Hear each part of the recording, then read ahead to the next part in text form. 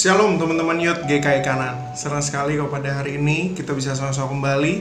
Kita mau saat teduh bareng yuk teman-teman. Hari ini mari kita mempelajari sebuah tema, yaitu ketaatan kita nggak boleh setengah-setengah. Ketaatan kita nggak boleh setengah-setengah. Itulah sebabnya teman-teman, mari kita melihat dari apa yang dialami dan dilakukan oleh Saul yang dicatat di dalam LAI sebagai ketidaktaatan Saul. Mari kita sama-sama buka Alkitab kita dari 1 Samuel pasal yang ke-13 ayat yang ke-8 hingga ayat yang ke-14. 1 Samuel pasal yang ke-13 ayat yang ke-8 hingga ayat yang ke-14. Jika sudah mendapatkannya, kau akan membacakan untuk setiap kita. Demikian bunyi firman Tuhan. Ia menunggu 7 hari lamanya sampai waktu yang ditentukan Samuel. Tapi ketika Samuel tidak datang ke Gilgal, mulailah rakyat itu berserak-serak meninggalkan dia. Sebab itu Saul berkata, bawalah kepadaku korban bakaran dan korban keselamatan itu. Lalu ia mempersembahkan korban bakaran. Baru saja ia habis mempersembahkan korban bakaran, tampaklah Samuel datang. Saul pergi menyongsongnya untuk memberi salam kepadanya. Tetapi kata Samuel, apa yang telah kau perbuat?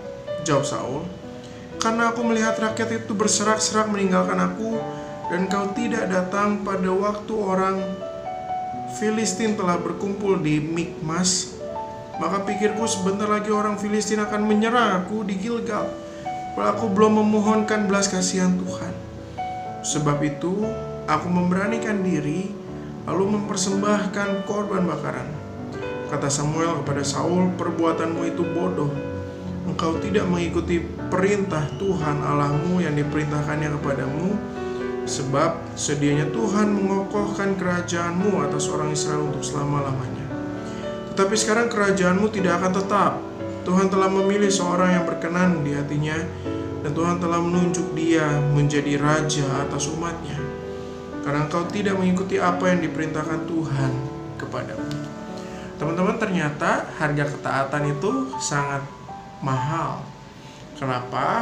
Dari apa yang dicatat di dalam 1 Samuel 13, ternyata karena ketidaktaatan Saul ini, itulah yang menyebabkan sesungguhnya kita mengetahui bahwa kemudian Saul akan runtuh kerajaannya.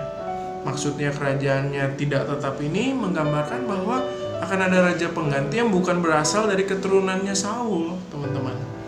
Nah, menarik sekali. Kenapa ketaatan harganya sangat mahal?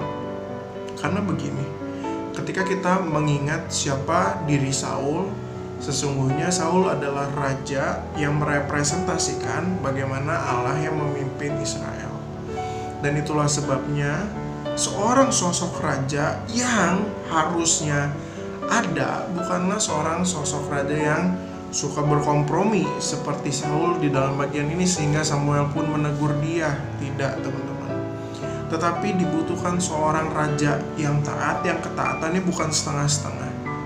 Di dalam bagian ini kita melihat bagaimana Saul awalnya taat, menunggu nih Samuel. Tetapi ketika masalah datang menghimpit, lalu kemudian rakyat-rakyatnya pergi berserak-serak, di situ muncullah sikap asli Saul. Saul berkompromi dan ternyata itu dipandang salah oleh Tuhan.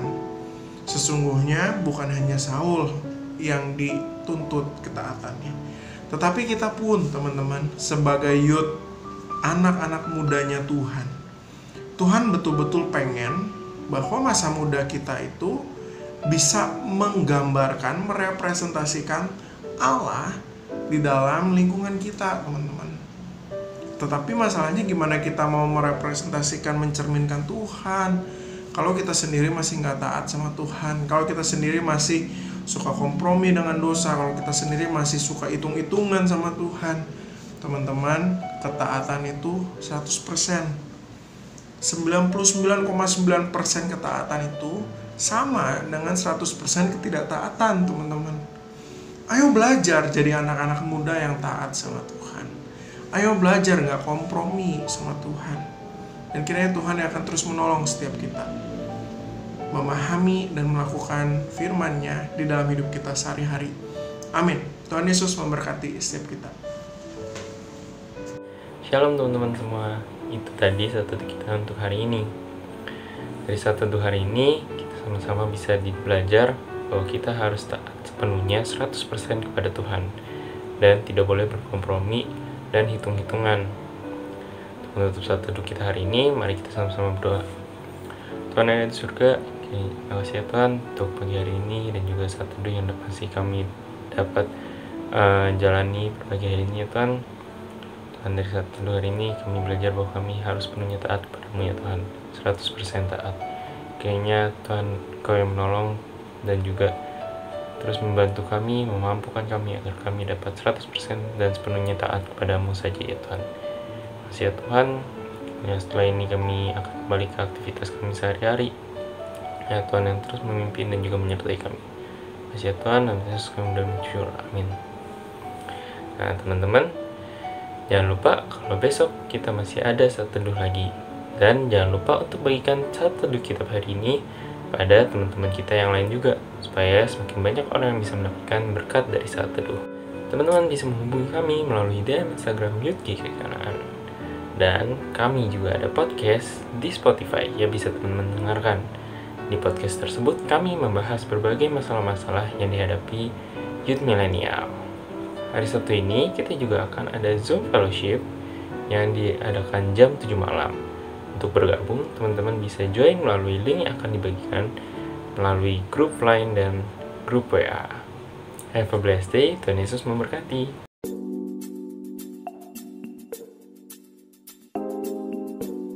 Kenapa ya, kok gue merasa diri gue tuh biasa aja gitu dibanding sama yang lain. Kok makin kesini gue ngerasa kayak feeling unworthy aja gitu.